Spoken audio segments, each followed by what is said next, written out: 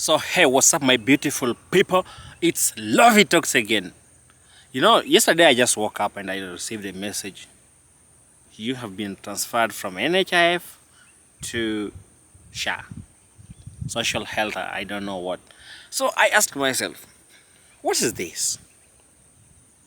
So when I followed things, on internet and I watched videos, president trying to explain things, then I come to ask myself,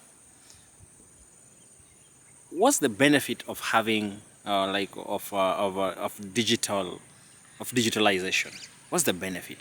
Like, why can't we just digitalize something? So the president tried to argue like this.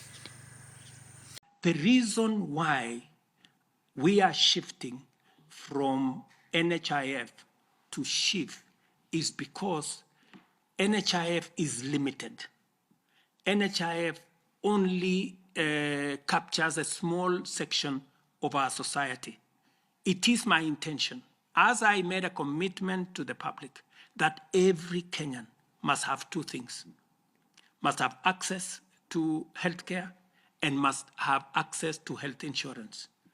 We must make sure that those people, even those who cannot afford NHIF, because there are many people who cannot afford the 500 we are paying at the moment. And that is why we have brought in a means testing system, so that the people who cannot afford the 500, we have now reduced it to 300 under the new program.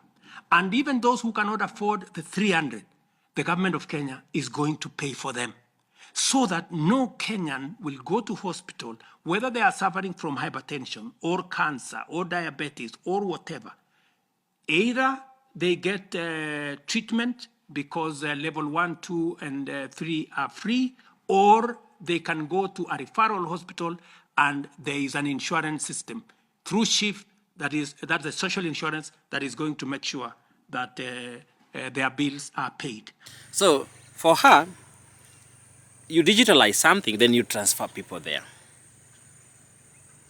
Because these things, we have NHIF, we have KEMSA, there's so many scandals in the government that I just ask myself, why do we have to do this? You understand? This government, the government of Ruto, because I really feel bad, because I don't even understand what kind of government do we have? What kind of politicians we have? What kind of cabinet secretaries we have? Like cabinet secretaries that can't even explain something that they are really responsible. That every month they will be able to deduct from what you're getting. So it will be almost similar to the people who are employed. Now, the means testing... Where are you deducting from? Deduct from where the woman works in my shamba. Because the lady who is working in my 5 years shamba and is earning that much, how are you going to deduct it? It will be similar to the Hustlers Fund. How? It will be fully alone. It's a kind of... But 0% interest. How will you deduct it? From a person.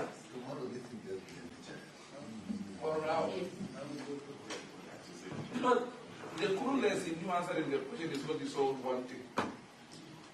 Order, Honorable. Please, CS, how are you going to deduct that money? You can explain to Kenyans so that they know how the money is going to be deducted. Through M-Pesa, through what?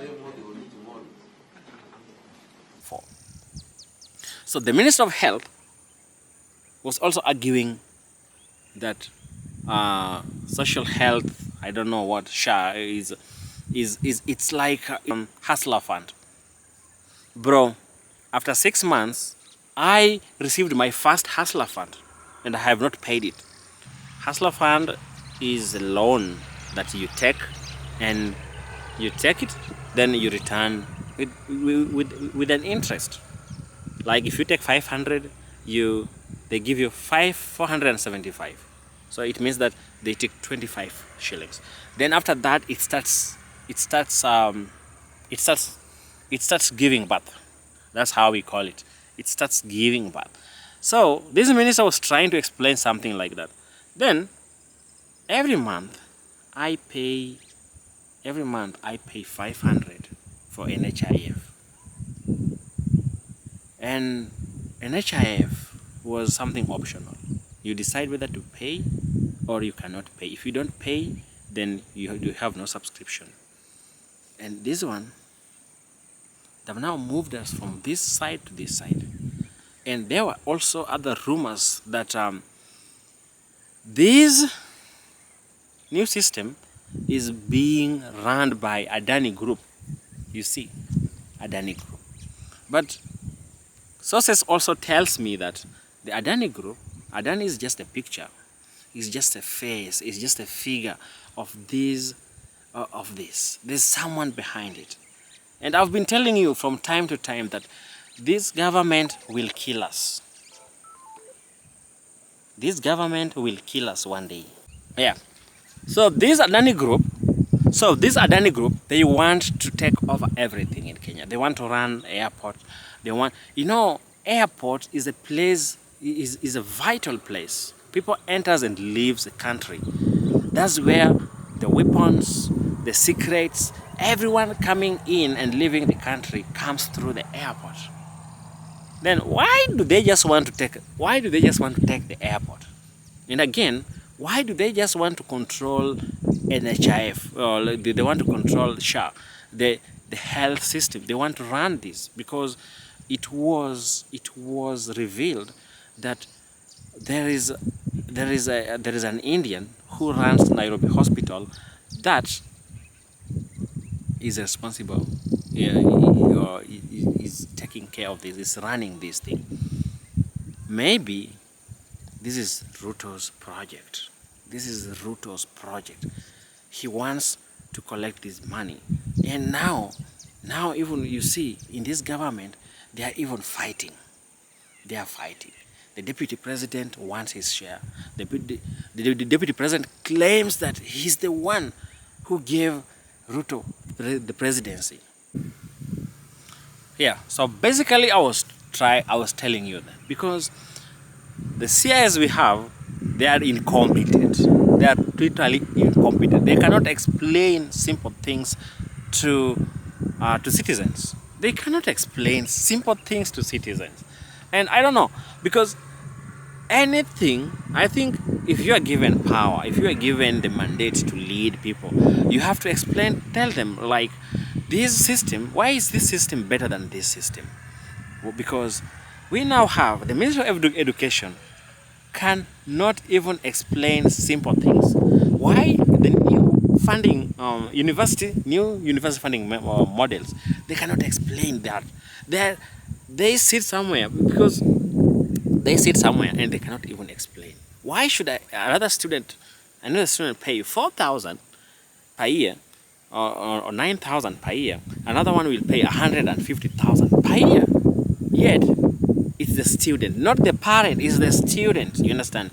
A university student is on his own. It doesn't matter whether the father is rich or who is paying the school fees.